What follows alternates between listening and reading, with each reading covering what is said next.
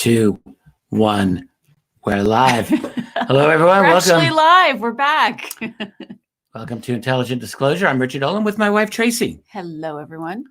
Happy to be here. Getting toward Christmas time. You'll notice. Yeah. Whoops. I don't want to move this out of the way because we will lose our sound. I got everything plugged in a very delicate operation here. We must not move a cord. It's true. So you will notice we're Christmasing it up here. If you look behind yonder, there's a little Christmas tree, a little poinsettia, and some other interesting items in the back for those of you who follow such matters. And so, for those of you who have kids, your kids might be able to tell you we don't have who is visiting us right now. So yeah, that's a whole other thing. Yeah. So we traveled the last couple of weeks. Spit it out, Richard. Happy to be back. And yeah, it's nice to be back. Yeah, we did. I'm wearing a Christmas sweater. May I just point this out? I got this from my mother. It may not look like a Christmas sweater, but it is in fact a Christmas sweater. Well, it came from my mother. We did a little Christmas thing the other day. We drove out there, saw the family. That's right. Gave some Christmas gifts out ourselves. We did.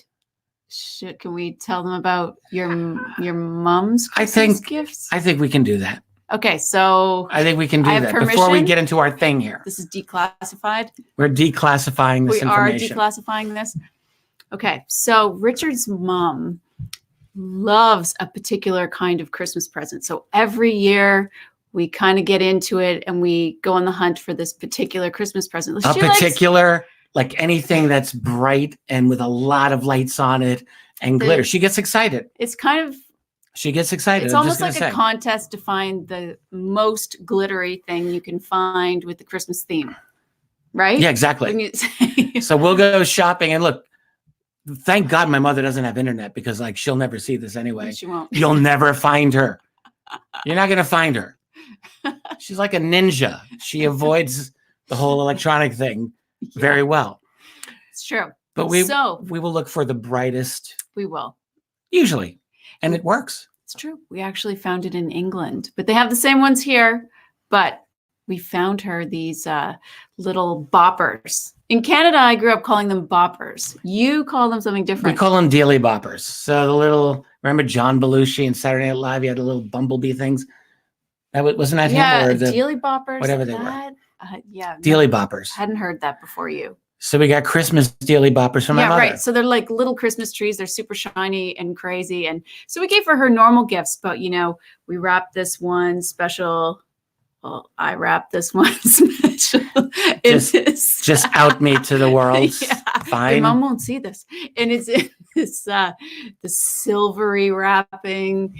And it was really sweet because they all know that you do the wrapping. Like everyone knows when we go there, it's secrets out. I enjoy doing that. So anyhow, so you never know, of course, none of us with Christmas gifts are they're going to be a hit or not, but because there were regular gifts too. But what was so fun was that this really inexpensive gift, ultra bright Christmas green, shiny Christmas tree, sequins, dealy boppers. She screamed when she opened the present. Yeah, she was like, "Oh my God, this is the most amazing!" Like she just loved it. Yeah, she did, and she wore them the whole time. So anyhow, little funny Christmas story. We kind of we've been doing the family thing. Well, you can't go wrong like getting the most shiny. She's like a goldfish that goes with those shiny little lures. Like you just throw the lure in there, and she'll go for it. She'll go for it. She loves it.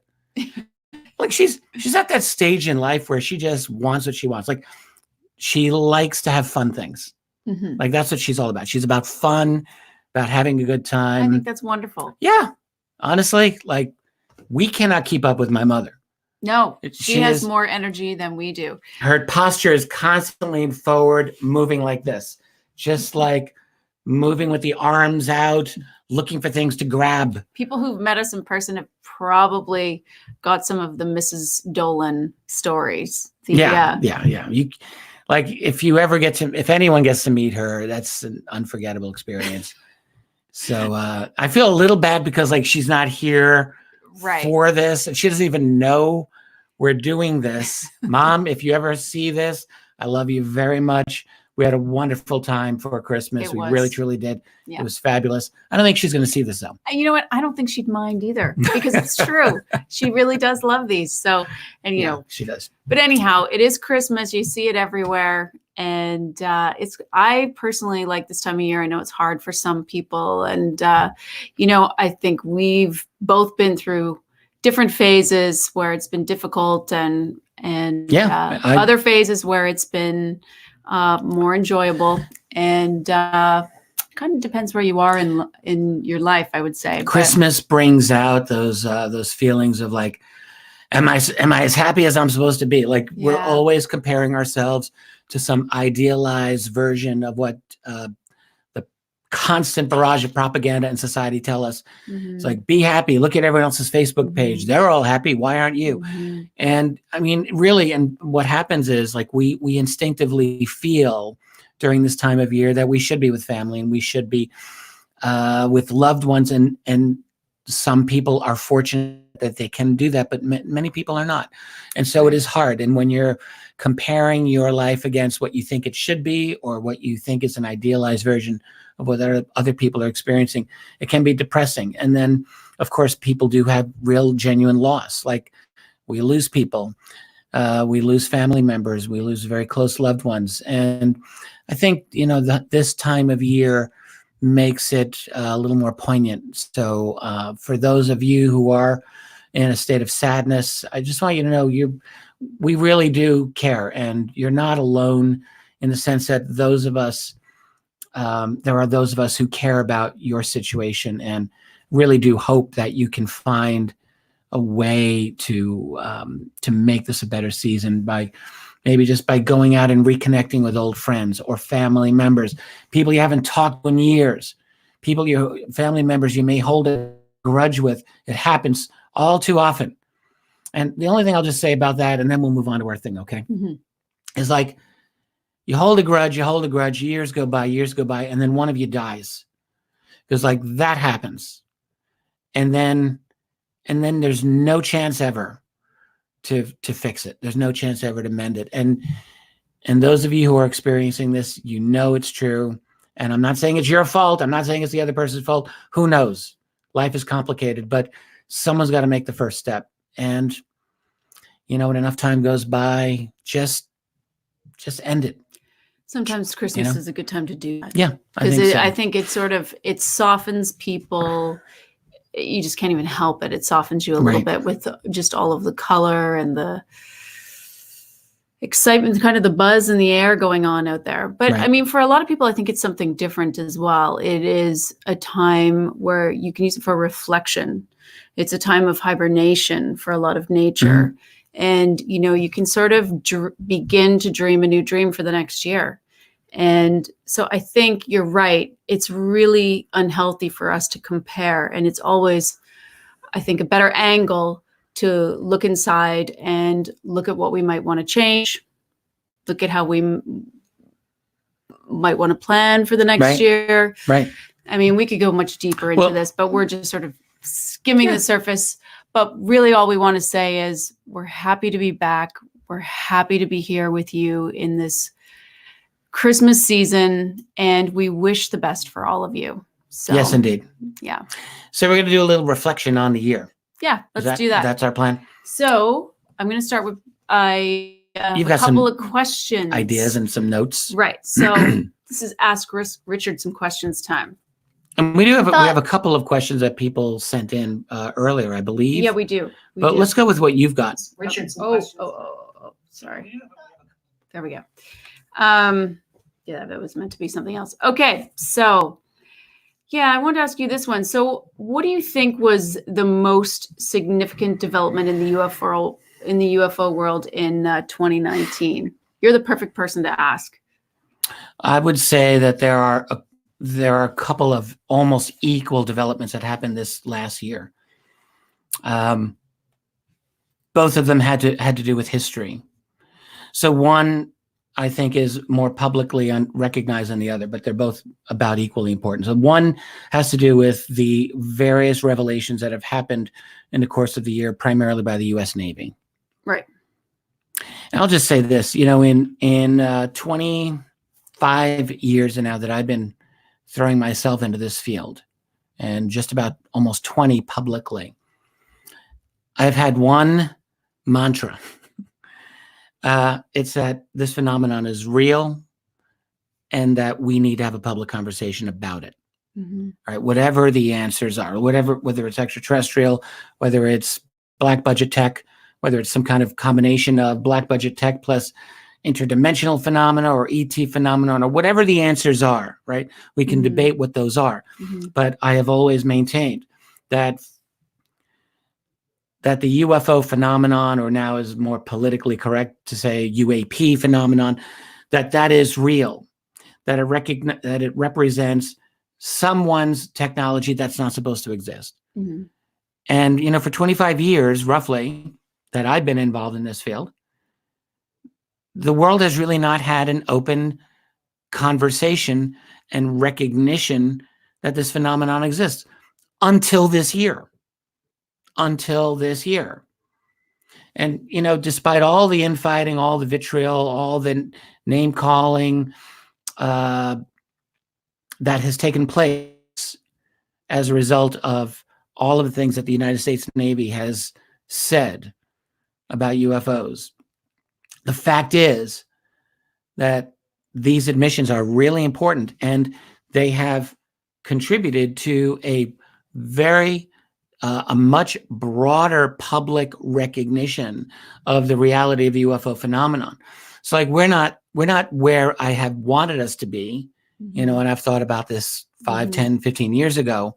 We're not quite there, but we would be blind not to recognize how far down this road we've gone. All right. We're at a point where the U.S. Navy, earlier this year, what have they done? They've said, we still encounter UAP, UFOs, and we're updating our reporting procedures to deal with that. That's like, wow. Okay, just step back and recognize that the importance of that statement. And then you have a statement from May of this year, which the Pentagon now has gone back on, but we can talk about that, where they stated that, yes, the ATIP program did indeed study UFOs, or UAP. We have a situation where the Navy also later in September admitted that the previous released 3 videos of these UAP were in fact of genuine unidentified aerial phenomena.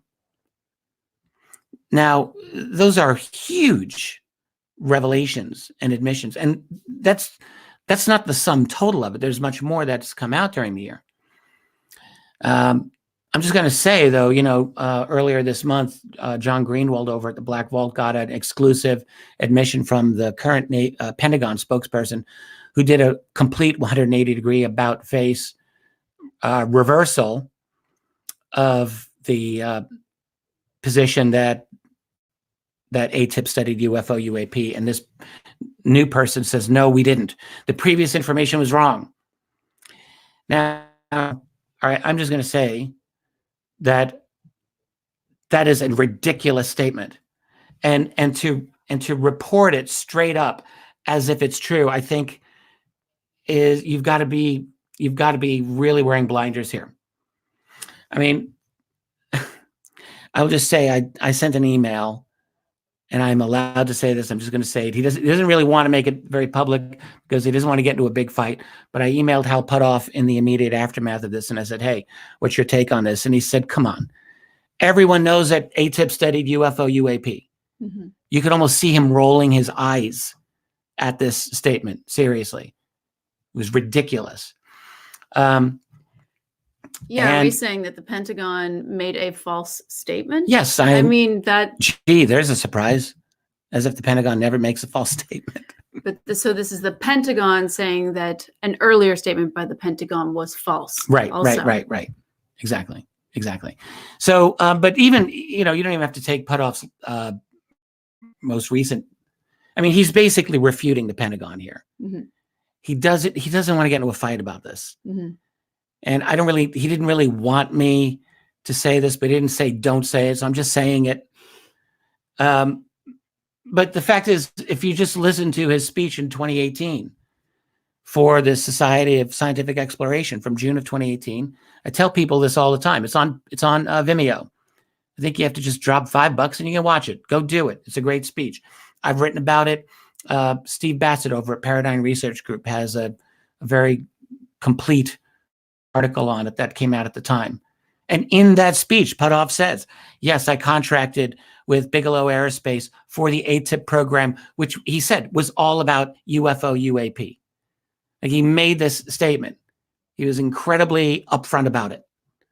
So I don't know what anyone else wants more than that. This Pentagon spokesperson doesn't give any detail about this whatsoever, except to say the previous person got it wrong. Well, really? So how does that happen? And, you've got Elizondo stating it studied UFOs. You've got Puthoff stating it studied UFOs. You've got Mellon stating the same thing. They studied UFOs. Like, you're going to call them all out for lying, then be very explicit here. All right. All of the evidence points exactly to the fact that they studied UAP UFOs. I mean, this is what Leslie Kean, Ralph Blumenthal, and Helene Cooper in the New York Times scooped back in 2017. So, no. We've got, what you're seeing is pushback within the Pentagon. This is an old story. We've been seeing this all along. You have factions within the Pentagon, factions in the intelligence community. This is not all a done deal. It's not like everyone's on the same page with this. Mm-hmm. There are people who support promoting UAP, UFO information, and there are groups that do not. And I think it's as simple as that. So I think what we're seeing is, on this day of the week, there's a group that will say, yes, it's real. And on another day of the week, they'll tell you something else. So I would say that this has been a heck of a big year. And like all of these revelations, and it's not just, it goes beyond the Pentagon. It goes beyond the Navy. We're seeing like really interesting journalism in places like Popular Mechanics. Mm-hmm. Mm-hmm. And in other mainstream, like utterly corporate establishment, mainstream publications that are beginning a reasonably decent process at times of talking about this phenomenon as something real. Mm-hmm. Tim McMillan, who I think he's absolutely got it wrong on the Wilson document, but he did a very good piece in Popular Mechanics at the end of about a month ago. Mm-hmm. on the Navy and on the UAP, which you and I were talking about. Mm-hmm.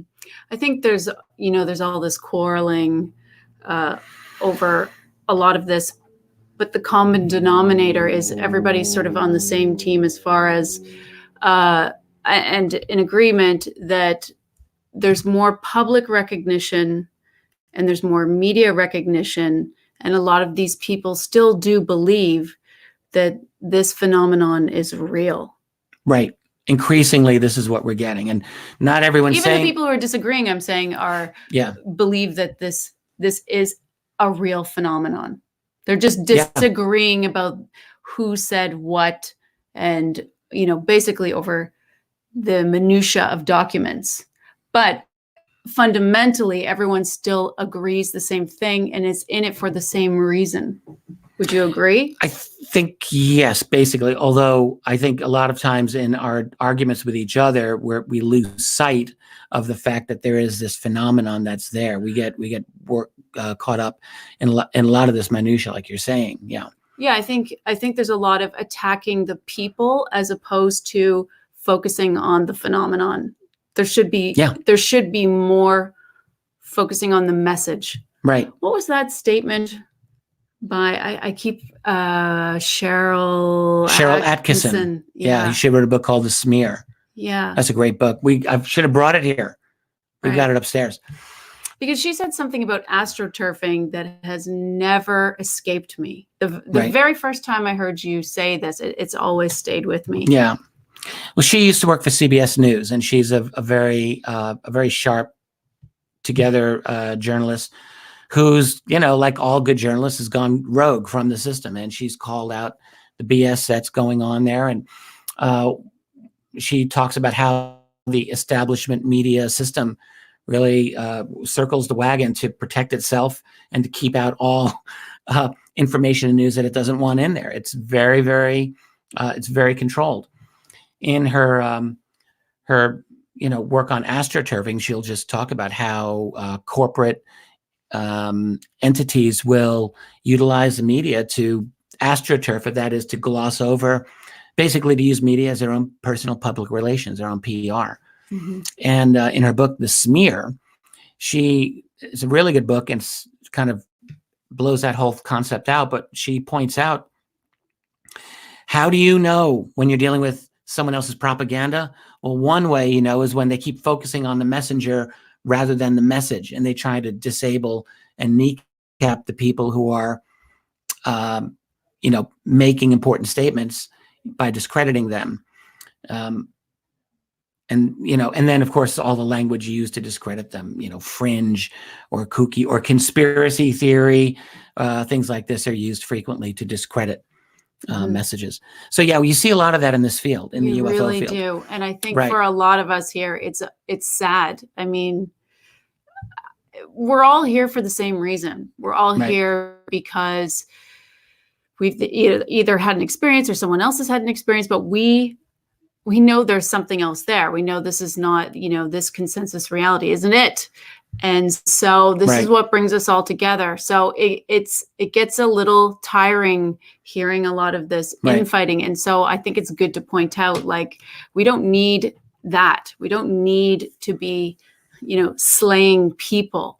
Right. And along those lines, I want to point out the popular mechanics piece we were referencing earlier by Tim McMillan. I really want to commend him because he ends this article in a really strong way. And he quotes Nick Cook, who is the author of The Hunt for Zero Point, a really fine book from, almost 20 years ago now. And Nick Cook's a very kind of solid aviation author and researcher. And he gets Cook to say, like at the end, I don't think the Tic Tac UFO technology is ours.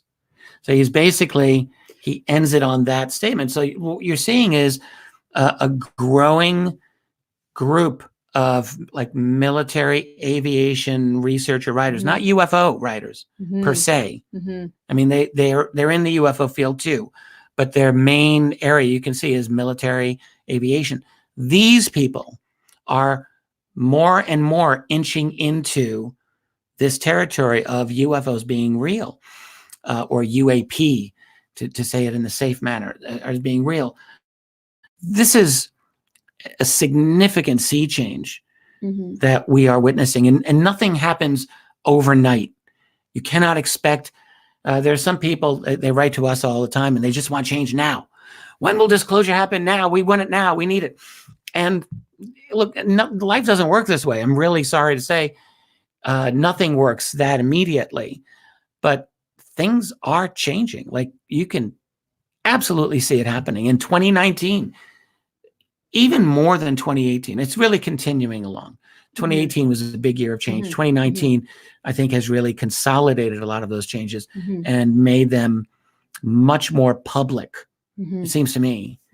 So yeah, heck of a big year. Now that's one part of the thing. Can I answer because there's two things that happened that are big, big, big in 2019. And the other thing, I will just say, are the leaks of documents that were from the files of Dr. Edgar Mitchell of Apollo 14. Now, I'm going to mention this. I've particularly the Thomas R. Wilson documents. I have been very involved. Any of you who've followed us know that I've been quite involved in this. And those leaked documents, notes by Dr. Eric Davis, absolutely are, I think I would say, in the long run, will be considered of equal value as to what's going on right now with the Navy's revelations. And the reason is, increasingly, you're finding discerning researchers know darn well those documents are real. And it's all now about diving into the details of the documents and finding out what they can tell us about the exact structure of the secrecy within the Joint Chiefs of Staff, and really within and beyond that, within the black budget world of these special access programs. So I think that's very important. I'm still seeing a lot of other UFO researchers who are really they're just timid. I don't know what other word to say. They're afraid to dive in. Mm-hmm. They're afraid of the controversy. They're afraid of other people arguing with them, I suppose. I don't know what it is. Everyone's got their reason. But they're not diving in. When I look at what's going on, I think who would want to dive into sort of, I hate to use this word, but kind of a cesspool. Like right. It's what it has brought out in the UFO community is really not very attractive. Well, there's a few very loud dissenters who are really getting attention all out of proportion to the strength of their argument. So, but I would say, like, it's killing me that I'm not able to yet to put out the names of the people who have explicitly authenticated them to me. Mm-hmm. So until I do that, I understand there's people who will say, well, that's not good enough. Mm-hmm. Okay, fine. But I'm telling you what I know, and this is what I know. So at some point, I guess it's a wait and see. But it will happen. Those documents are legit. And one interesting thing about them, of course, is that they talk about the authentication. Like they talk about MJ12, among other things. Like, good grief. And, that whole thing has been debated for 35 years now. And you got right. people saying the MJ12 documents are a hoax. But what you also see over the many decades is that I think subtle and good researchers have all come to realize, whatever you think about the documents, there is a group akin to MJ12, like it exists. And the Thomas R. Wilson notes by Eric Davis, one of many things mm-hmm. that they tell us is an authentication of MJ12, which is kind of interesting. But they tell us much, much more than that. So, I think those two things. So the Wilson document, it's like when someone gets hit with a bullet that's a mortal wound and they don't realize it yet. I think the Wilson document is one such thing. It's the implications of what it fully means are not yet sinking into the mainstream, but it's going to happen. I'm telling you, it's going to happen. So I think, yes, it will be an extremely, extremely important thing when it all comes out. For me, the most significant development is the huge cultural shift. I mean, we see it with the shows that everybody's interested in. We see it with what the networks are interested in. The networks are interested in this. The new movies coming out, the documentaries coming out. Project Blue right. Book got picked up again. Right. The Unidentified series. It's actually breaching, like we thought it was earlier when the New York Times article first came out. Right. But really, I think 2019 is when it is really breaching the mainstream. And you see it when you go out in the public, and there are people that want to talk about this now. Like on the planes, when we're, going to lecture, we wouldn't usually bring it up, but now people have questions. They want to talk about it. It is permeating the mainstream. And so that is massive, and it's not being mocked by the media. So there is this huge flip that has happened in the media. And right. I think the crux of it has been 2019, where prior to that, it used to be still divisive. People would make fun of it. It's barely there, but in 2019, you see this huge gush of all these really decent articles, genuinely sort of curious and looking into this, because you have these military people coming out with their experiences. So not only are we talking about sightings in the public now, we're talking about encounters. It kind of opened the door for this as well. Right. So we have this huge new vista, in my opinion, that just became so in 2019. And think, when Blue Book, the series was out, and then the show Unidentified came out, there were certain critics out there who reminded me of the comic book guy in The Simpsons, the most nitpicky, worst episode ever. Those guys. You'd be such a good but they truly lose it because do it again. Worst episode ever. You give him an English accent at the I end. know, yeah, a little bit. Yeah. Blame the people in Manchester for that.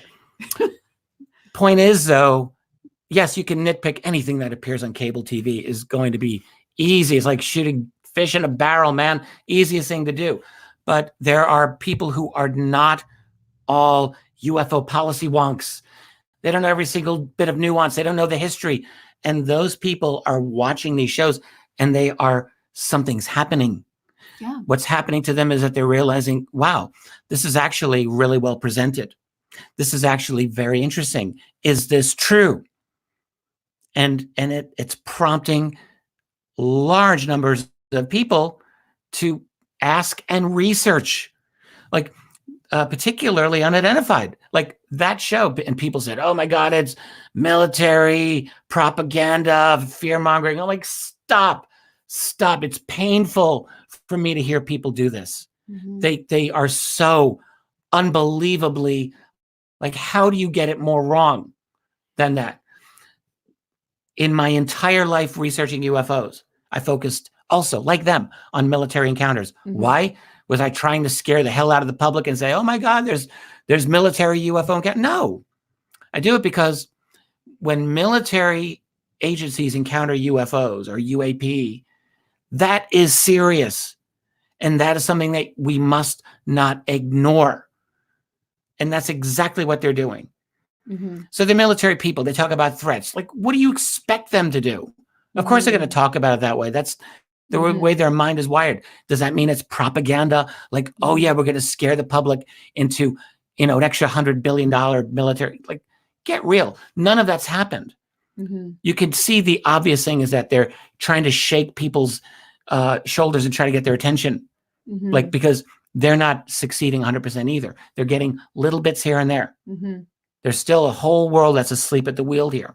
So, no, what they're doing is there are a lot of people who are seeing that this show seems to be factual fundamentally.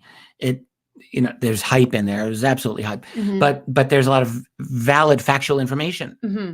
And so, like, my God, that's so important. There's that. And they're interviewing people like Kevin Day and Gary Voorhees, people who believe in their heart and soul that they are defending their country, are coming forward and saying that they've had these experiences. Yeah. And Captain Fravor, David Fravor as well, Right. Commander David Fravor. Yeah. Absolutely. Sorry, Commander. He's never seen anything like this, and he's been flying for how many years? Many, many years. Right. So it's important that this information gets out. Well, and it is getting out, and people are listening to it, and people do want to hear what the people have to say who are defending the country. When, when they are upset by this, I think we need to take it seriously. Right. So, I mean, to me, when we see this happen, it's impossible not to notice there's a shift that is happening. And it's not the same as saying, oh, yeah, well, there's disclosure now. It's all out in the open. Like, that's not happening. Mm-hmm. But we can definitely sense a change, right? Yeah. I think we really can. So I think that's the big story of 2019. It's this new information relating to the UFO phenomenon that has come out that has really shaken, at least partially shaken, the foundations of what the establishment culture had previously believed to be true, were truisms. Mm-hmm. And that's now being called into question. Not everyone's getting the memo yet. Mm-hmm. There's still a lot of people out there who are completely asleep at the wheel, but the changes are happening, and it's really remarkable, and it's kind of exciting to see. I don't know that we'll end up with a full disclosure here. We have to see, but it's nice to see something changing after so many years. Like, honestly, I felt like me and there's a few other researchers who were really engaged in this for years and years. And, we'd make the same statements at conferences or in front of whatever microphone you could get in front of you, whatever camera is willing to get you to talk. And, I would give the same message over and over again. Mhm. And it's like, it's real. Someone's here. We need to have a public conversation about it. And now finally, we are beginning to have it. Mhm. To me, let's take the win and recognize that something really important has happened this year. And I think this is primed to continue for 2020. There's no guarantee that this will continue, but I think that it will.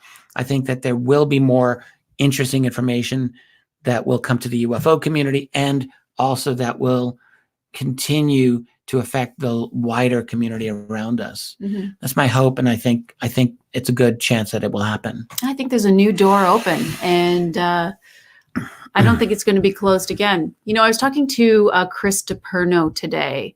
He is I believe he's the New York State Director for MUFON. Yes, he is. Chris was on the Richard Dolan show earlier this year. We had a really good interview. It's on YouTube, guys, right here on this channel. Check it out. Anyway. Anyhow, I talked to him today. I was just sort of asking him, reflecting back on 2019, what really stands out to you? And he said one of the main things he's noticed this year is they're getting more personal emails and calls from people who aren't certain that they want to necessarily log it into as an official sighting or as an official encounter with MUFON or anybody else.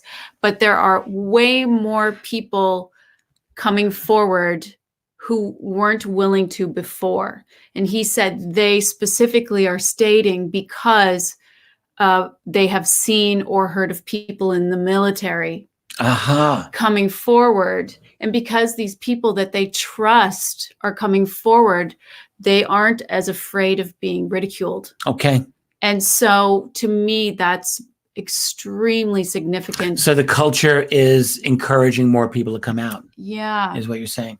What Chris is saying. That's good to know. Yeah. He's a really fine investigator, and I'd like to have him back for another interview. Mm-hmm. So I just thought that was kind of interesting. We were looking at some different statistics today, and we'll probably talk about that a little deeper in. Far as sightings. I mean, some things report that sightings are up, some things report that sightings are down, and we'll just look at that a little bit. But we should do that. I don't know when you want to jump into that. You want to do a couple more questions, and then we'll have a look at that.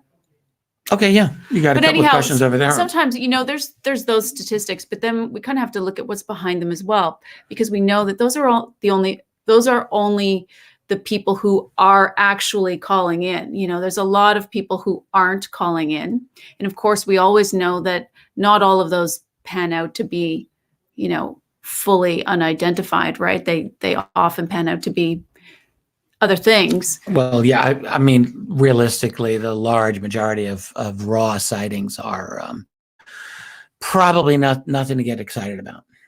Right. Don't they say something like between 5 and 10%? The thing is, I wonder about the statistic all the time, and I really believe no one has a clue. Everyone has their own idea. Like over the years, in the early years of Project Blue Book, when Edward Ruppelt was running it, they were running it almost 20% or more unidentified. You talked to MUFON today, or at least recently. I chatted about this with Jen Harzan, and MUFON's unidentifieds are pretty high. Like they're, I think, in the 20% range. Now, a lot of it has to do with an inability to do a really detailed investigation of every case. But then you talk to other people who say, oh, no, it's 10% or 5% or 2%. Like, honestly, I really believe that most of the people that I have heard who have given a statistic don't really know what the numbers are. And they're just throwing something out there because they think it sounds good. So if they're more conservatively inclined, they'll say 5%. If they're a little more liberally inclined on it, they'll say 15, 20%. And to me, that is all that there is to it. I don't really think that anyone has been able truly to do a comprehensive analysis of the data. Like, I would love for someone to do something that's credible and believable. It's possible now, to some extent. You look at, I would love to go through the database, not just of MUFON, but of the National UFO Reporting Center, which I like to go to that site every so often. In fact, we were there earlier today, and maybe we can talk about that in a bit. But I got off track. You were talking about something. Well, you know what? I forget what it was, but basically we talk about what the statistic is, and we go up and down with it, like you're saying. But the bottom line is, it only takes one. Oh yeah. I remind myself of that sometimes. It only takes one. Well, I think we've had a lot more than one. Yeah. I think we're way past the one, but yeah, good point. It just takes one really strong case, and there's actually so many. What you can definitely say, absolutely say this, you can take this to the bank, which is that when you look at the sum total of the best declassified military documents on UFOs over the many years, all right, the ones that are authenticated, fully legit, forget the leaked documents.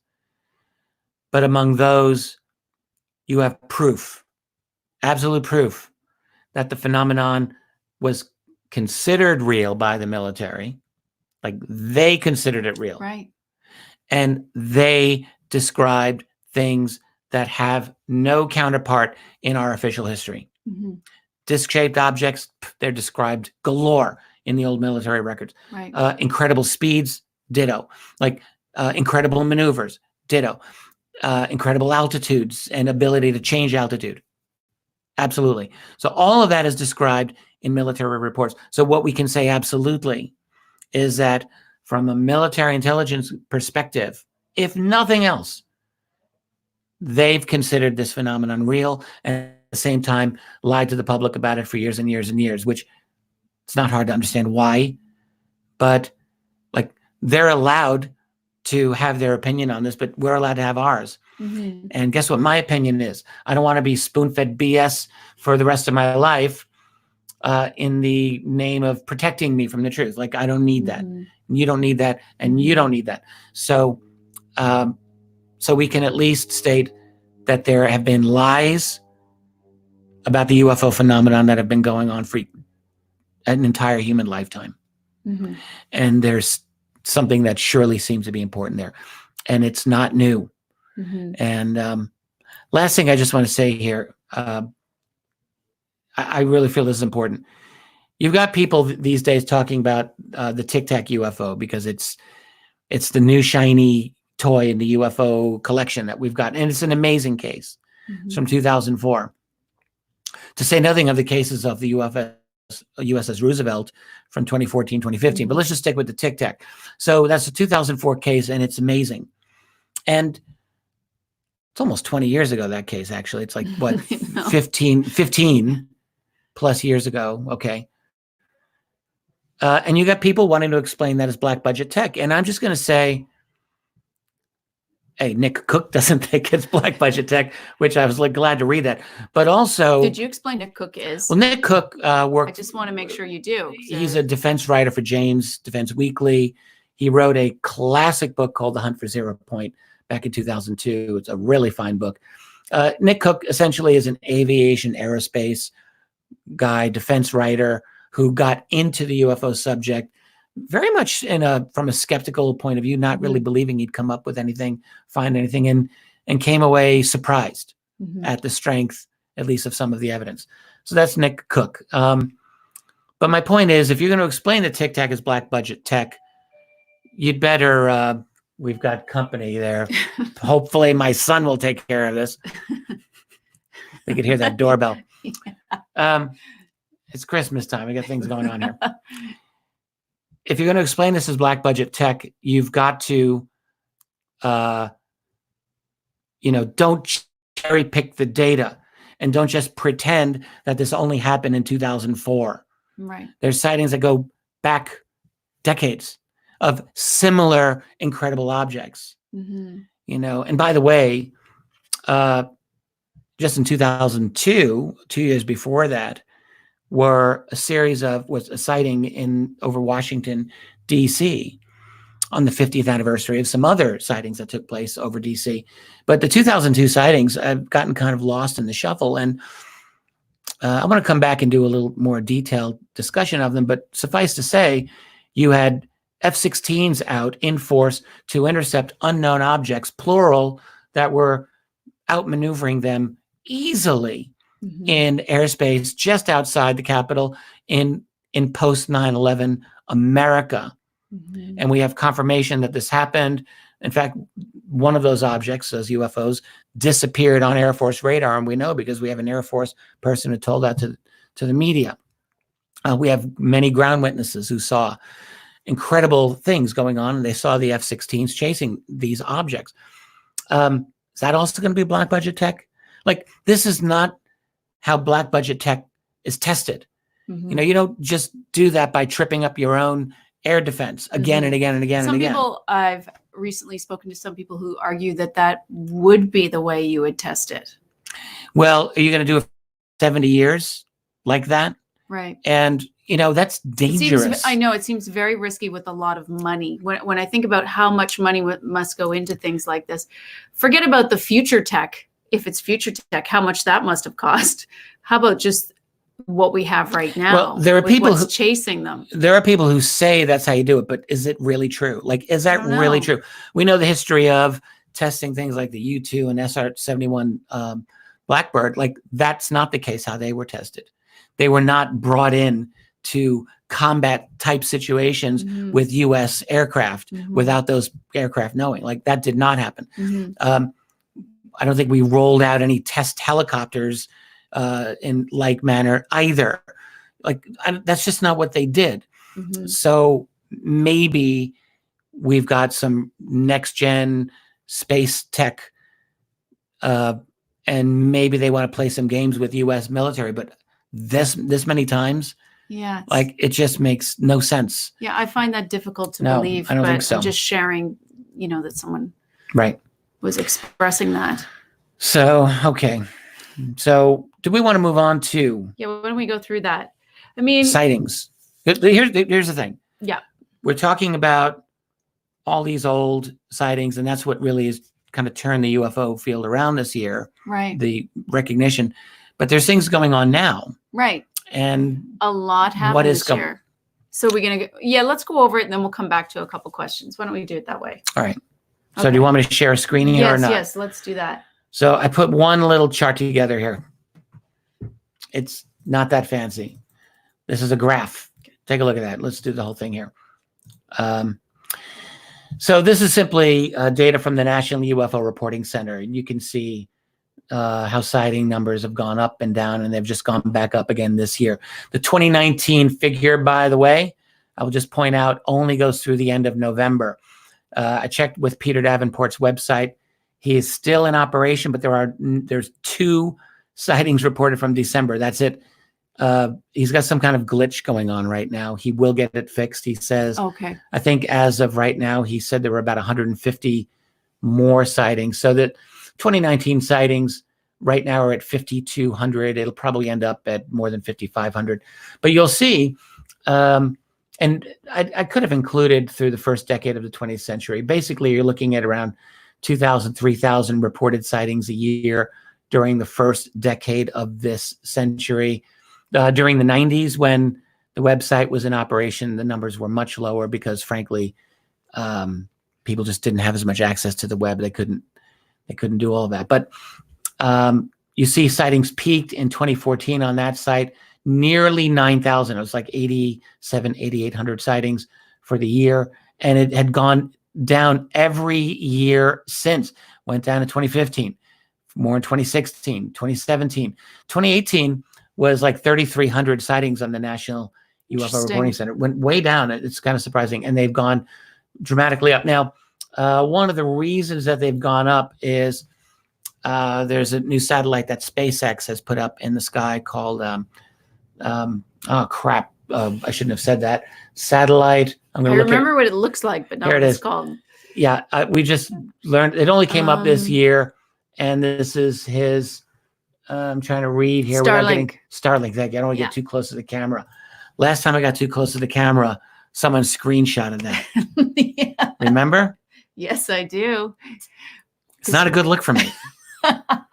Like I should be actually farther back from the screen. No. If anything, you should be a little closer. I think we loved it. I loved it. I thought the picture was really cute. That's one way to put it. So the Starlink, SpaceX put up, and I think they're going to be putting up many of these, and this is for telecom purposes. It's a string of connected satellites, and it's quite remarkable looking. There's as many as 60 of them strung together, or 61, I think.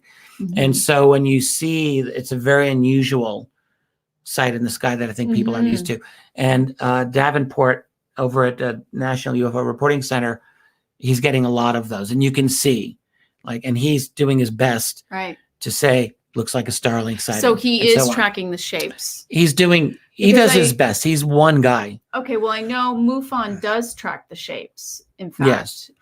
Yeah, he does as well. I don't know if he has as much detail as MUFON. He breaks them down into a couple of basic shapes. Yeah, he does. Okay, so MUFON, just out of interest, breaks them into many different shapes. I'm just going to read off a few out of interest. So I'm going to read them in order of how often they are, at least for November, they were reported. So circle shape, other, sphere shape, star-like, unknown, triangle, oval, disc, cigar, square, rectangular, cylinder, a flash, a fireball, a boomerang, a chevron, a missile or bullet shape, tic-tac, diamond shape, egg, Saturn-like, cone shape, blimp shape, teardrop, and cross. So I do appreciate that they're really trying to a lot of those can be really grouped together, don't you think? Well, they can, but I think it's good that they're not. If they're trying to really stay true to exactly what people are saying, then they want to break them out like this. So, like circle and sphere, I mean, yeah, those are kind of the same. But and those are very large ones. Those Perhaps they are separate because MUFON has defined them differently. We'll have to look into it. Perhaps one borders are able to be seen, like the definition of the shape, and perhaps, for example, in the sphere, the borders aren't able to be seen. I mean, I don't know, but maybe they have specific definitions, and I have to assume that they do to be able to break them up like this. One thing I would like to do soon, actually, is once again, I try to do this periodically, but to go through some of the most interesting recent sightings of the previous year. Yeah, but what really were the big sightings in 2019? But I agree. Let's go through them, and maybe we'll do a show on some of the 2019 cases, at least what was reported. Yeah, I would like to. I mean, I don't think I can't think of any sightings that made big news as they were happening. We actually, if any of you are here from Vancouver, you'll be able to help me out. But we had that string of Vancouver sightings. I think there were 8 sightings. And I mix up time all the time. I can't remember if that was this year or if that was last year. I think that was this year. And I know we have some Vancouver regulars here, so maybe the secret communication with your Canadian people. Yeah, that's right. I'm putting out the maple leaf bat signal. All right, there we go. To the Canadians. Well, thank you, Ken. Oh, see, Canada. You were doing a little bit of research on sightings per capita. Right. Do you want to pull that up a little bit? Right. I actually gave that to you, but hold on. Let me just pull it up. Let me just see where I have that. Okay. Yes. But this is of all time. This is not 2019. Oh, I don't think I realized that. Yeah. Oh, that's right. He's going by the National UFO Reporting Center because I've seen the state. So the state of Washington.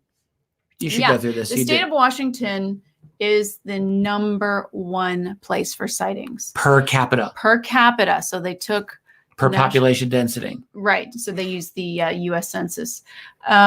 Montana is the 2nd. Vermont is the 3rd. Alaska 4th. Maine is the 5th. I'm going to say the top 10 because some of these you would think of first, and they weren't in the top 5. So then we have 6 is Oregon, 7 is New Hampshire, 8 is New Mexico, 9 is Wyoming, 10 is Arizona. Yeah. Now, the bottom is sometimes for me, it's just as interesting as the top.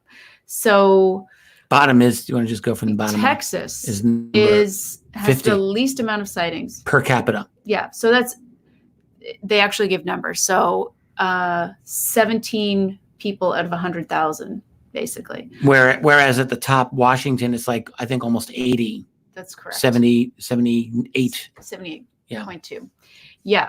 Yeah. So Texas, Louisiana, Georgia, Mississippi, and Alabama, and New York. New York State is are at the bottom. Yeah. The least amount of Yeah. sightings. Then Maryland, Virginia, New Jersey, Tennessee. Mhm. So a lot of the deep South, but a lot of some of the Northeast states as well. So when we talk about the top states, now this was somebody's question: Washington, Montana, Vermont, Alaska, Maine, Oregon, New Hampshire.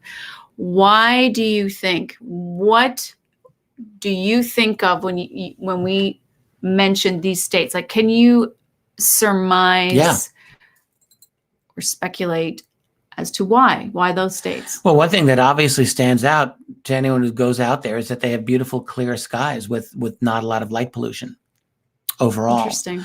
So So it there's could be a matter of visibility. Yeah, I mean, one great way to see UFOs is to go out your house and look up at the sky on a regular basis. And if you keep doing that, you're probably going to see something. One of the things that you notice when you read the sightings of the National UFO Reporting Center, it's almost it's such a cliche. It's almost funny. It's like there are 3 ways to become, to make sure you'll become a UFO witness one day. Start smoking, get a dog, or get a hot tub. Because all 3 of those activities, I'm not telling you to start smoking, okay, but all 3 of those activities take people outside with regularity. And same as having a dog. And having a hot tub was a surprise. Fewer people have it. Hot tub's probably the best because you're more likely to look up at the dog. I know from all my years with my dogs, you're looking down most of the time. Yeah, but surprisingly, a lot of dog walkers do report UFOs. Yeah. So it's just, you're outside. Yeah. Like, that's the thing. Yeah. And most people, we spend our days inside. We're looking down. Especially these days, right? Yeah. So I think in those are states for outdoorsy people. All of them. I mean, Montana, Vermont, Alaska, Maine, Washington, Oregon, they're all New Hampshire. These are states with a lot of natural beauty, and people tend to be outdoors, I would bet, much more often than many other places. So, by the way, that's one reason. It's only the U.S. I don't have the provinces in there. Yeah, it would be interesting. Which is too bad. Well, I mean, in terms of UFO sightings, Ontario, Quebec, and BC probably have the most number. Okay. But they have the most people too. Right. We really want a global perspective here. Yeah. So we're just having a look at the U.S. Right. But right. I mean, but do we have any accurate reporting globally? No. It's a horrible travesty. Like this, I think about this so frequently. Wow. In terms of raw data, like, you got to start with raw data. Mm-hmm. So North America does pretty well. United States is covered by National UFO Reporting Center and the MUFON. Like, those 2 between them are bringing in thousands of raw reports every year. And obviously, they all need to be investigated, and the vast number of them are conventional, but at least they're getting something. Canada also has got a really good reporting system. Now, New Fork will get a lot of Canadian cases. I believe that they're in there. I don't think he just does. Aren't there Canadian cases in there? Yes, I know there are. I don't know how he breaks those down. Probably MUFON too. But Chris Rutkowski over at the University of Manitoba has been collecting them for years. And of course, Ryan Stacey, right. Canadian researcher, is also now collecting them. So Canada's pretty well covered. Rest of the Western Hemisphere, the Spanish-speaking countries and Brazil, from Mexico on down, I don't think they have a systematic procedure in place. Like, I'm not aware of a single website that takes in everything. There are groups down there that collect reports. They do what they can. Same as the UK. Same as Europe, but it's hit and miss. And then forget the rest of the world. Like any of the nations in Africa, you take your pick. I don't know of any of them that have a database like what we have here. India, they've got over 1 billion people. We know they have UFO sightings, but where's the database? China. Right.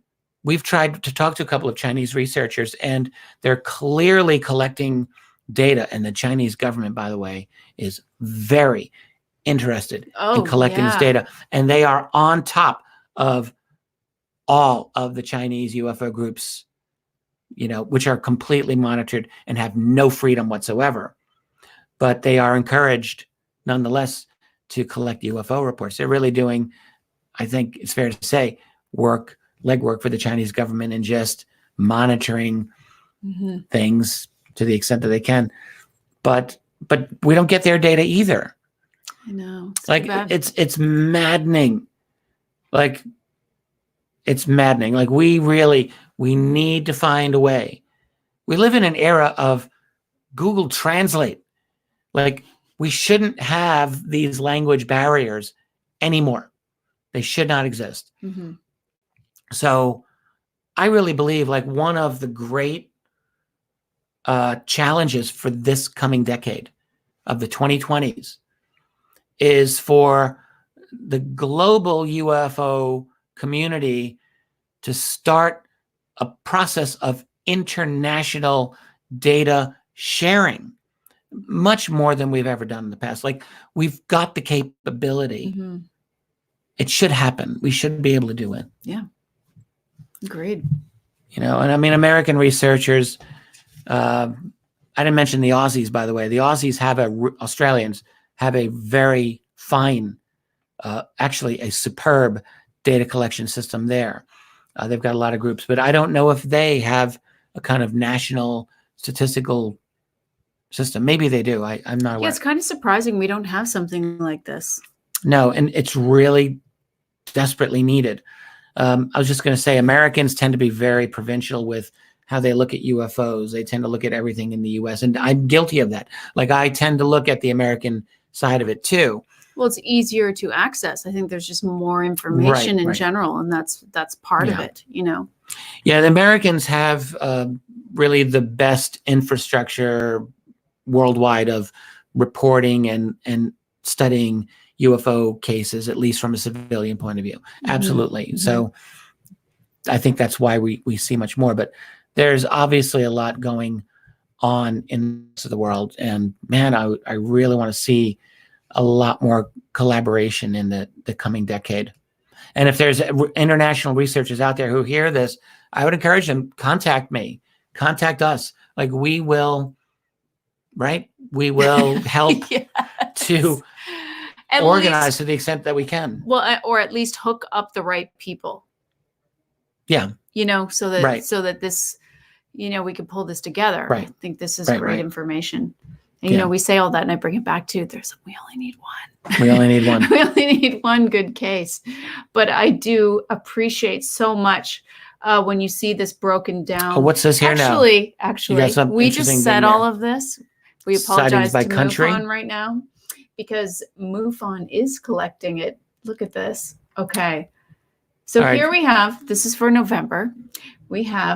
This was in the same email, just missed it. For United States, 407, but you'll see how lopsided it is. And so maybe this has something to do with it. It's all U.S. top heavy. Yeah. So United Kingdom is second. Is second, but it's at 37 sightings. Yeah, so 407 to 37. Yeah, and then Canada is 26, France is 5, Italy 4, Australia 3. And it just is it goes through all the countries, but we're talking about one sighting in a month, which I doubt is accurate. So I'm not doubting MUFON, but I'm just saying there's probably something to the system that is lacking that they even need. Their infrastructure is primarily U.S., and they'll be the first to say that. They're trying to get a better international infrastructure, but it is. So what they it are is. Trying. So that's good to know. They're trying to do it. Okay. So we've been doing this an hour. Do we? What's our plan here for the rest of the hour? So I think we want to. move toward the home stretch. What do you think? Okay. Well, I've Final got some thoughts? questions from people. Philosophical perspectives, perhaps? I got some questions from people. Questions? Can we do that? My plan's ruined. Your plan is ruined. All right, let's see what we have Do here. you feel the needle is moved towards UFO disclosure this year? And if so, what caused it? Okay, well, that's a good question. That's kind of related to what we've been talking about. Well, one thing I just want to reiterate is I don't think anything that we have seen in this last year is related to any kind of disclosure planned by the U.S. government. I do not believe that what's happening is a U.S. government thing or an intelligence community thing. All right, Bruce Wayne's going to have some answering to. He says another hour. I just saw Not a marathon. Not happening. But anyway, I don't believe that what we're seeing is a planned disclosure. And this is an important point because there are people who believe that there's a government planned disclosure / disinfo thing going on. And I just don't think that's happening. I think what we're seeing is something different from a government disclosure rollout. So I think, no, I don't think this is a government plan. And no one has presented any evidence that it is, by the way. So, people who think that it is are really just spouting their own version of hot air, and they're providing no evidence either. They're just saying it's disinfo. It's the disclosure plot or whatever. Well, come up with some evidence and then we'll talk. But I think what we're seeing is the needle is moving, though, because when you change the culture, you are going to change the politics, and you're going to change the conversations that are happening. And when the conversation changes, that does increase pressure. Now, it could be a situation of the irresistible force versus the immovable object. That really could be. Disclosure might be the irresistible force, and government bureaucratic intransigence and secrecy could be the immovable object. And so what will happen? Right now, the disclosure force isn't nearly enough to push that object, but that force can change in the future if the culture continues to change. So, yeah, it was a good question. Any other? You had one or two, I believe. Oh, well, there's a few more. Any advice for someone attending a UFO conference that wants information more than entertainment? So many snake oil salesmen thumping their chest that they are the only ones who are correct, that talking in absolutes, who hide behind being on a TV show about UFOs. What say you? What TV show? Well, one thing that I tell, sometimes people will say to me, why should I believe you?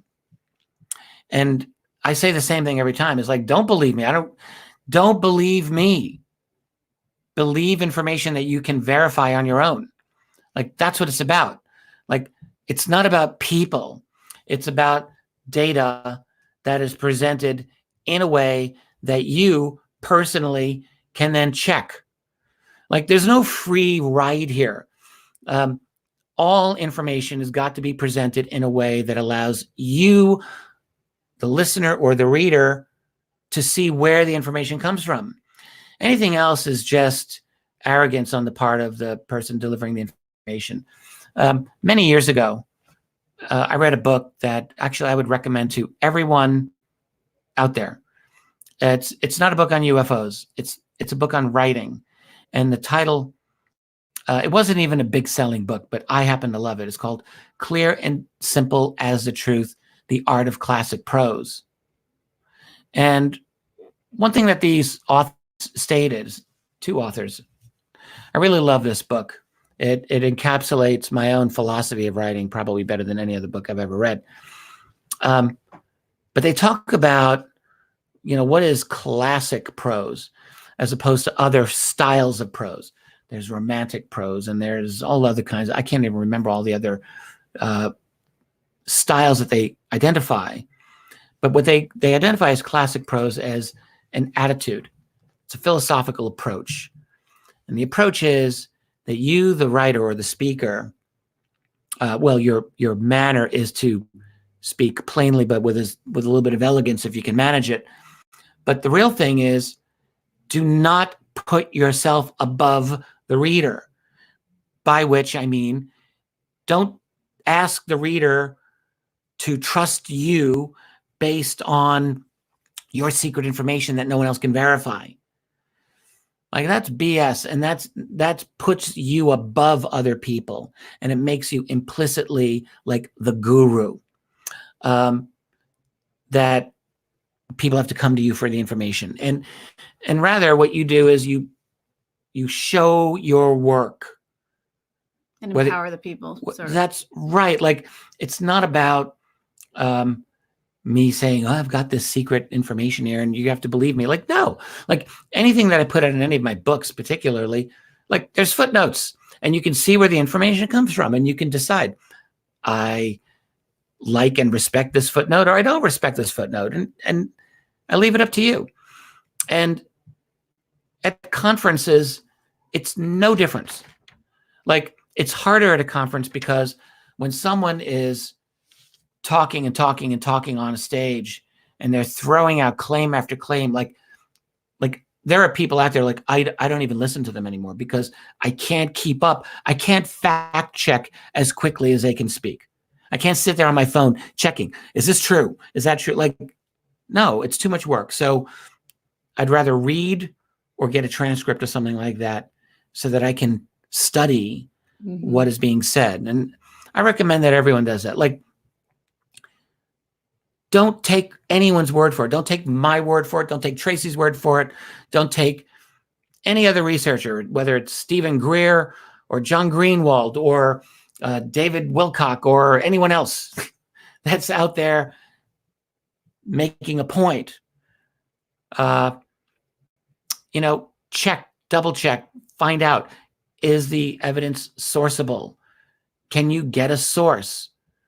Can you, at least do you have the opportunity and possibility of analyzing something? And if you don't have the opportunity to analyze or check a source, then the information's not really that useful for you. So that's a long answer. But I want to read this. This is someone here. I'm looking at some of these comments here. So I saw someone who's just saying CIA equals disinformation. And one person asks, is the, oh man, let me scroll up here. How can you trust the government? I think is the question. How do you know the government is telling the truth? Well, it's the same rule applies to the government as to any other source.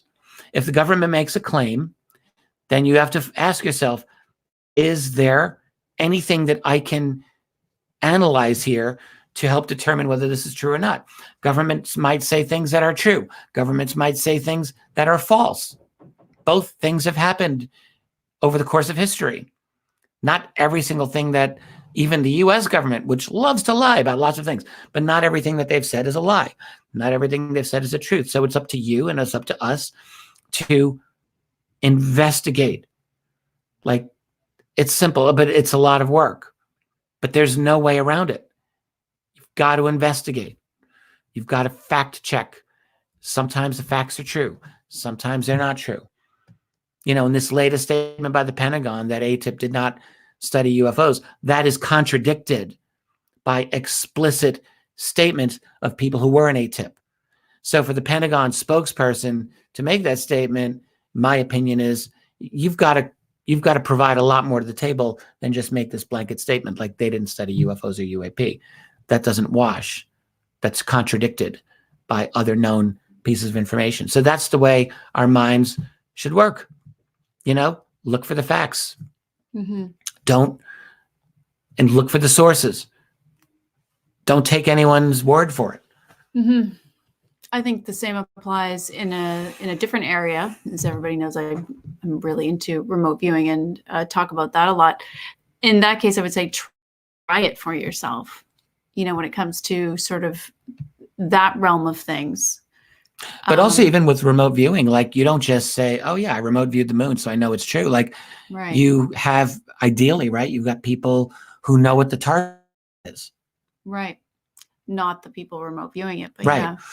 Right. Right. So you get to test your I mean, ideally, Mm-hmm. right? So it's Yeah. all right. All right then. All right Okay. then. So we're agreed. That sounded more sarcastic than I meant it. It was all good. Okay. Let's see. I think there was something else. Someone said this podcast is the most significant thing in UFOs in 2019. Archaic rebellion. Thank you. Hey, look, honestly, I just want to speak to that. Yeah. I love what we do. Me too. Like, I love that we do this. And for me, this is an exercise in my personal enthusiasm for this subject. Like, I love this subject. Mm-hmm. Sometimes it makes me crazy, but I love it nonetheless. And as long as we can come at this with enthusiasm and a kind of spirit of inquiry, I think you can't go wrong. Like, you can be wrong about certain facts, but the important thing is that we're into it. We're investigating and we're exploring. So that's what I love. I love that. And I love the fact that we're exploring with all of these people. You know?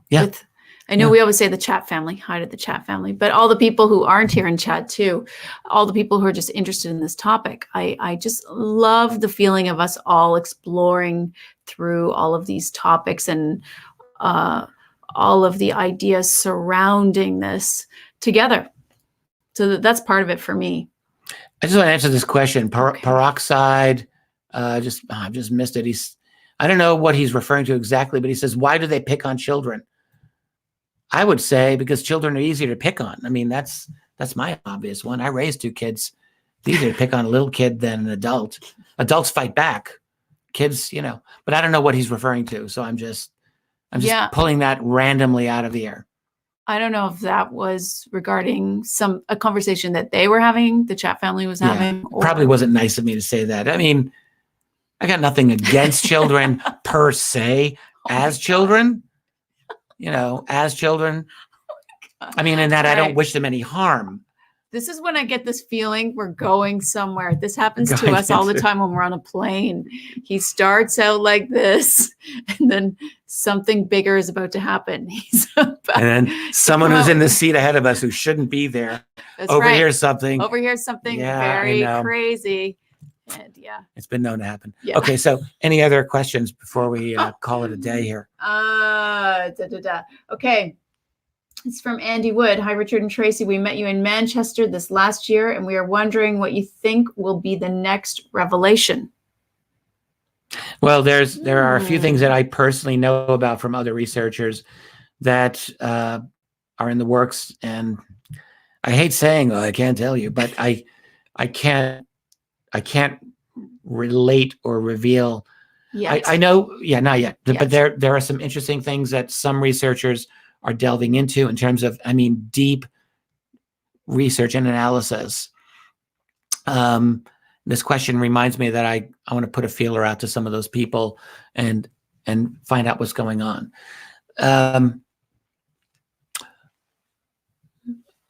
So I don't know. I don't know what specifically is going to come out, but it's not, I don't have my finger on the total pulse. Like, there's a lot of things going on in this field that catch me as much by surprise as anybody else. And I just get out the popcorn and munch away and watch just like everybody else. So, but I do believe that there will be, I think that there will be new things coming out, new points of discussion. I myself I'm communicating with a couple of interesting people right now that hopefully will bear some fruit. And that's about all I can say, but there's always things going on here in this little field of ours. You know what I think might be really interesting, what we might be seeing when we were talking about the media sort of situation where the media is really flip-flopping from what it used to be to this new sort of open door policy, treat the subject with respect. Wouldn't it be interesting, and I think we might actually see this, where, it used to be absolutely taboo for journalists to talk about UFOs. Right. And a lot of them have said that they were not allowed to. And what if we end up seeing a situation where it's kind of uncool to not talk about UFOs in a respectful way? I'm talking about the media. What I'm saying Right, is the media, whoever doesn't talk about it, journalists that don't talk about it will be left out, because really it is the biggest story of our time. I mean, there's lots going on in the world, but we're talking about ourselves not being alone in the universe. This is about our very humanity. This is about our planet. This is something that makes us feel completely different as far as who we actually are. So, I mean, I can just really see not only this flip-flop, but that everyone is going to jump on the bandwagon. Journalists will need to cover this story. You know what I mean? Yeah, I think I would like to see that happen. I think that it's possible. I think what you say is entirely possible, that we will get to that point. But we'll have to always remember the pioneers. Like, I just want to say, Tucker Carlson. Okay, talk about interesting people who came out in 2019. He actually made a kind of several amazing statements this year. Not only that, I mean, he's been consistently putting himself out there all along, even when he was ridiculed recently for doing this. I mean, he's really the first major person in the media to put himself out there like that. It's true. And like, look, our politics are so polarized. So half the country is going to be like, oh my God, no, Tucker Carlson, aside, Fox News. Let's just put that aside. Let's just look please. at it from the UFO perspective here. Because, what his interview with Elizondo earlier this year was epic. All right, May 31st, where he and Elizondo end the conversation, 5 minutes. He has him on where Elizondo says, yes, there are UFO crash retrievals that the government has. Drop mic, basically. Yeah. Like, that was an amazing comment. Right. And Carlson just recently was chatting with Nick Pope. He's been doing this all along. That's what I mean. He's got serious follow through with this. I mean, it's just interesting. Yeah, that's a major change. That's a major change. I don't know if that's out yet, actually, but I think Nick interviewed him, or it wasn't on Fox.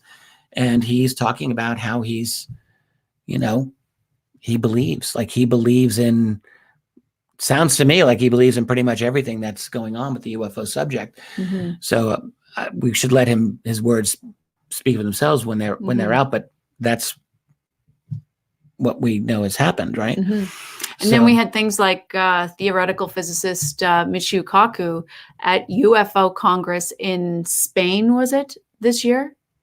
Oh, yeah. He was the keynote speaker in Spain. And, I do you have what he said here? Yeah, this is what he said. Oh, that's right. It used to be that believers had to prove that these objects were from an intelligent race in our outer space. Now the burden of proof is on the government to prove they're not from intelligent beings in outer space. Sorry, I read that wrong.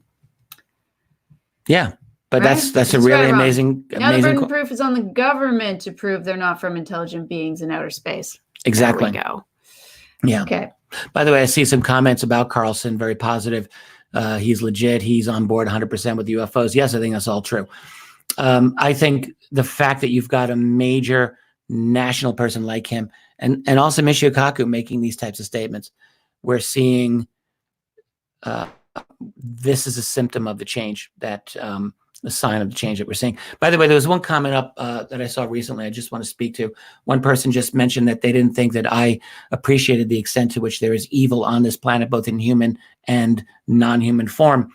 And I think that I would probably disagree with that. One thing that I spend a lot of time thinking about is exactly the kind of really, really unsavory nature of the power structure that exists on this planet. And that means different things to different people. Yeah, it's true. But no, I think about it a lot. What I don't do is I don't get discouraged about it. Like I don't let myself fall into a depression about it.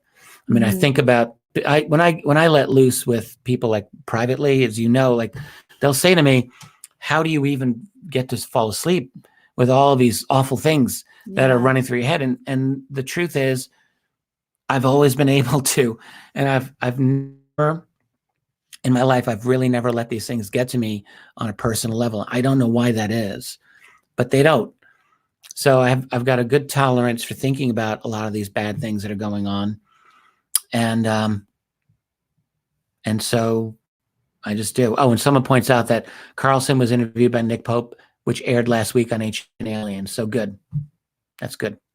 Cool. Yeah. Yeah, I would like to see that. Okay. Well, it's been 90 minutes. Yeah, there were some other things that we were going to talk about, but you know what? We'll save it for another time. Save it for another time. It was really nice to be back here live. I know we haven't been here in a while and we missed you guys. We were off doing some other projects. We were lecturing in the UK again. We were. And by the way, you gave your best lecture, and unfortunately it wasn't recorded. So it's only for those people who were there. But man, it was good. Thank you. You nailed it. Thank you. Thank you. I should do the finger snap, but I won't. His. We did our lectures. I thought you were fantastic. I honestly think. So were you. Yours, but always. Well, you talked about, you did a very good overview of the remote viewing phenomenon. You had a lot of new information in there. And I just gave an overview of, I think, where we're at and where we're going in the UFO field. Mm-hmm. But there'll be a lot more of that in the coming year. Right. We've got some things lined up for the new year. One of those things is a cruise. If anybody's thinking about doing a cruise. Is the MUFON cruise again? For us, this is something that happened in 2019. We tried out cruises and we like them. My whole thing is, if we can finagle our way onto a cruise, if someone's going to let us go on there, I'll live on those things. Free food. You get to look out at the ocean. Like you cannot beat that. I'm sorry. That's a good situation. But yeah, I'll take that again. So we'll do that in the spring, I believe, right? Yeah, I think it's called the Ancient Mysteries Cruise. All right, fine. It is with Mike and Wendy Migliore. It's around April 19th, and we're pretty excited about it. So indeed we are. Yes, That'll be fun. We've got a lot of, I don't want to do too much travel this year. That's right. We decided we want to try and cut it back. There are a lot of offers coming in, but I think this is going to be a different year for us because we need to sit down and you want to work on your books. Yes. I want to work on some research as well. Got writing to do. Yeah. So we'll see what we end up doing, but we are in talks for a lot of different things this year. Yeah, there will be some travel, but I would love to be able to hole away for a few days without anyone seeing me and get a few things done. Same.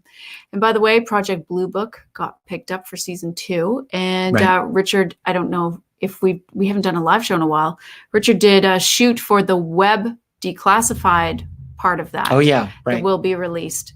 You know, they're the little shorts, but they're only available on the web, and we'll put links on social. This is basically talking about the actual cases, the historical cases, which that last year. Yeah. They shot me in the Rochester Strassenberg Planetarium, which for any of you guys who've been there, amazing place. It was beautiful. Yeah, I think we'll probably have some pictures that go up on social too. Yeah. Pursuing X has a few of those. So all righty. But it was great being back. We may not do this next week, right? We may not. We have more family in town. This time, Tracey's family. I got to be on my good behavior. Your mom's coming. Well, we go back and forth, right? I'm just reading more. I got to stop with the comments. I got to stop reading the comments. I saw a Mandela effect comment. Okay, don't bite. Don't bite. I know, because I really want to. Don't bite. Anyway, yes, your mother. Who I really... And my sister. And your sister. And my niece. Yeah, they're all going to be here. Niece Reese. We're going to have some fun. Yep. So we probably won't do a live show next week is what we're getting at. And if we can, we'll upload another video for you. We'll try and keep that this time slot. So indeed. And we are going to be releasing a few little short videos. We have someone who has been cutting out little blips, and I will tell you there will be one that Richard has recently allowed me to give the go-ahead to post. I'm a little nervous about it, but yes, you certainly can. It's taken a year, and it might have a little Christmas theme. Yeah, that's right.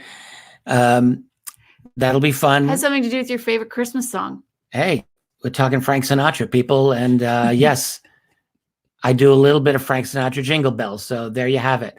You'll get to hear it. So if you want to see it, make sure your notifications are on and subscribe to the channel. That's a great way that you can support Richard's research. We have actually a number of short clips from our shows in the past, and also Richard Dolan show episodes that are like bite-sized chunks. Yeah, because we realize we're these gonna be shows are releasing those. very long. So we are cutting out little 10-minute parts Right. that have important information for you. And sometimes it might be funny things, and sometimes it might be just good information. Hey, like So- if Rogan can do it, so can we. That's what I'm saying. Well, I think people like short blips. I mean, I know I like that. I mean, it's hard to watch a whole hour, let alone an hour and a half.